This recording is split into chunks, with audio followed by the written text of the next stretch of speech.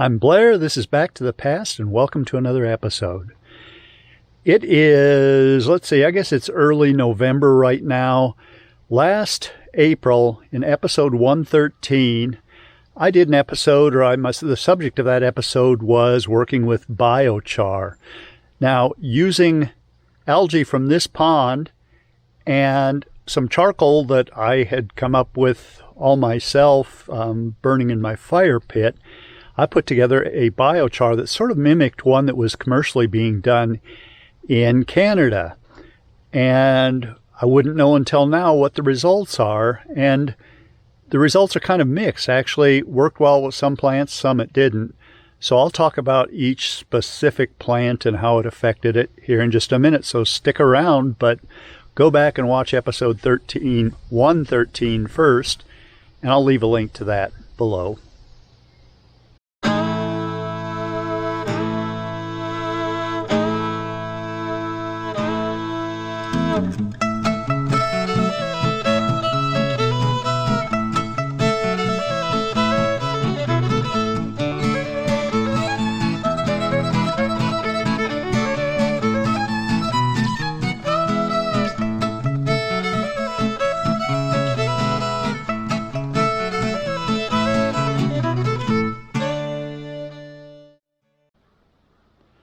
Today is a windy day, so I apologize for wind noise, but there's nothing that I can do about that.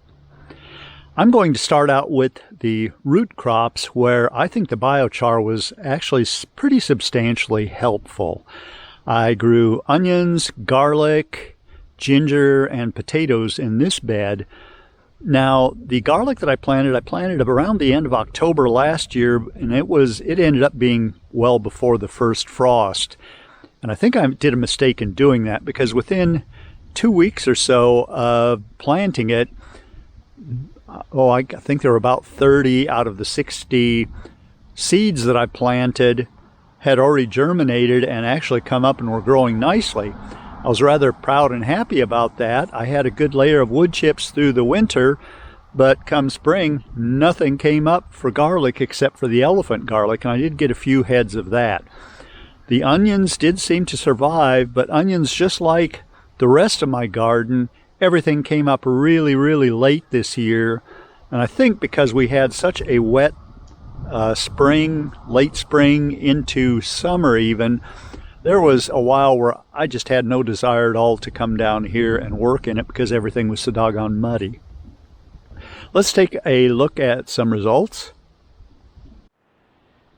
With everything coming out so late, the onions didn't even poke their nose out of the ground until August this year, so they're all still really green. Now, I'm going to have to leave town next week, so I'll probably go ahead and harvest these just before I leave, see what I've got then. But onions, just like everything else, came out pretty late. There's 4 of them here. They all look real healthy, but I don't know that they will produce much. Now, here's something I am really happy with. I have never successfully grown ginger before, and I got one ginger plant, and it was on the south side of the bed that had the biochar on it. So I would have to say that with the ginger, really, and root crops in general, the biochar was pretty helpful. Now, the potatoes, as small as my patch of potatoes was, I'm pretty impressed with the amount of potatoes I got out. I've got a pretty decent pile of potatoes, and like I say, I just had a very small area where I even had potatoes. Now, something that I thought was very interesting, and I had never grown more than one variety of potatoes in a bed before, but this year, here we got one potato plant that put out a white russet and several reds. Here's another one that did the same thing. A white russet and several reds. Here's one that was a purple potato that was planted, and I came out with a russet on that one, or I'm not sure exactly what that is. I would like to hear from everyone, is this normal for them, or did they cross-pollinate and then came up with this weird combination? The one thing that I do plan to do when I do my underground crops next year, I'm probably going to plant a couple of these just to see what happens. Now there's one more over here. Same thing. I got one russet and several reds growing from it. I think I'll probably plant that one just as a bundle. Now for tomatoes, I planted a couple different varieties here, but I would put one variety on both the north and south side, and then the other variety again on the north and south side just for comparison.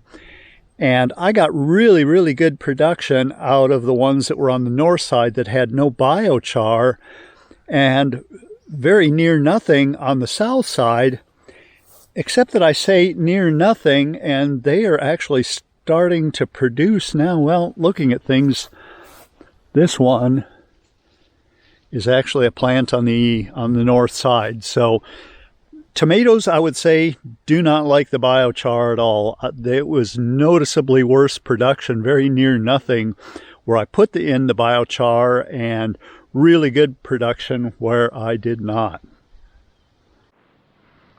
And here is another result of things coming up so doggone late. Here we are into early November, and I have one watermelon that still thinks it's a child. The watermelons didn't germinate. Gosh, I don't think it was probably July or August before I even saw, maybe even September before I saw a plant even coming out of the ground. So watermelons, which were on the south side with the biochar, were really late. Now, I don't know if that's just because of the season or if the biochar may have had anything to do with that. Now, where all these pots are, this is where I grew things like spinach and my greens. And this is one spot where I thought the biochar would have really made a positive difference. And really, there was no difference at all in the part that had the biochar and the part that did not. So with greens, I don't know that it made really any difference at all, and that was a surprise to me. I've got a few potted trees here in the way, but we'll have to look beyond those. And if we look at the pepper plants that I had, I really like and enjoy eating peppers fresh off the plant. And these here I bought at a nursery, and I grew one on the south side, one on the north side, and there was maybe a little bit better production on the one that was on the north side that did not have biochar. So with just two plants, it could be the individual plant. I don't know that I would have a really strong opinion on this, but if anything, the biochar probably did not help the pepper plants. And here's my strawberry patch, and I didn't have any biochar at all on this, so I really can't offer an opinion on it. But something that was really discouraging to me, first of all, I was very encouraged because this patch of strawberries had hundreds, maybe thousands of berries growing up to be half decent sized berries while they were green. And then I came out here to start picking and noticed that a lot of the berries were gone, and it wasn't much later that they were all gone. And rabbits had gotten in here and wiped out my strawberry patch this year. So unfortunately I lost interest and I let weeds sort of overtake the garden.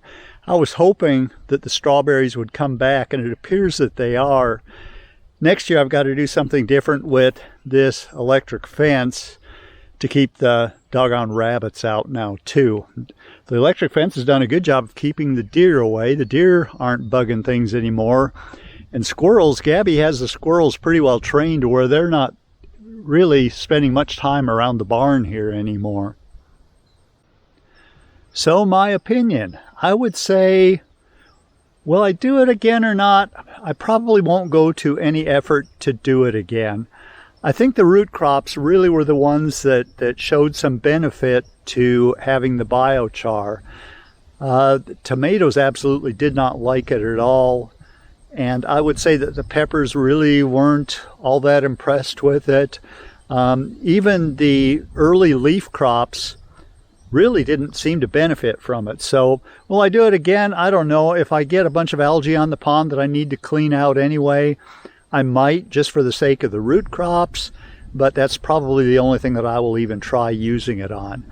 Now, next year I will be switching things out, and the garden box that I've been using now for 2 years that has the tomatoes in it, I'm going to move that down and plant my tomatoes and above ground vegetable crops in the box on the right, and then the one on the left. Once I get the tomatoes harvested, I'll go ahead and get garlic started in there and probably plant some onions and definitely more potatoes. I don't know if you've learned anything from this little experience. I think that I have. Really, this was just an experiment last year to see whether that would work, and is it worth the time and effort. And the time and effort really isn't too substantial, so everybody's got to have their own opinion. I know I've seen a lot of YouTube channels that just absolutely swear by the use of biochar. I've seen some of the scientific ones that actually do some testing that say that it does very little good. And I think that I would be more of the opinion of the second one, that it didn't really do me enough good to be worth doing it in the future. So if you learned anything, great. If you didn't, I apologize, but I'll talk to you again on the next episode.